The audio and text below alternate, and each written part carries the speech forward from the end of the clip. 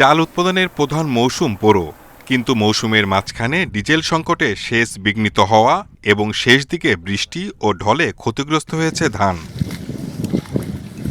কৃষি সম্প্রসারণ অধিদপ্তর বলছে, সম্প্রতি অতিবৃষ্টির কারণে হাওরের জেলাগুলোতে ৪৯,০০০ হেক্টর ধানের জমি প্লাবিত হয়েছে। চালের ক্ষতি ২,৩০,৪০৬ টন, টাকার অঙ্কে যা ১১০০ কোটি টাকার বেশি। চাউলে ক্ষতির পরিমাণ ২,৩০,৪০৬ মেট্রিক টন। আর আমরা যদি এটাকে টাকায় কনভার্ট করি ১,১২৮ কোটি টাকা এটা আমাদের ক্ষতি হয়েছে।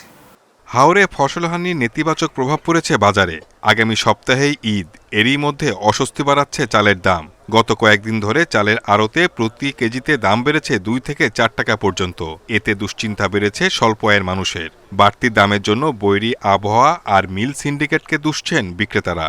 সরকার যে যাদেরকে লাইসেন্স করে দিয়েছে বড় বড় কোম্পানি, এদের কারণে বড় বড় মিলের কারণে এদের কারণে চালের বাজারটা বাড়ছে। এরা সিন্ডিকেট করে চালের বাজার বাড়ায় দিছে। এদিকে হাওরে ক্ষতিগ্রস্ত ২,৮৮,৫০০ কৃষককে বিশেষ সহায়তা পরিকল্পনা নিয়েছে সরকার। কৃষি সম্প্রসারণ অধিদপ্তর বলছে, আর্থিক সহায়তার পাশাপাশি ফসলের বীমা এবং কৃষি ঋণ সহজ করতে নীতিমালা তৈরির কাজ চলছে।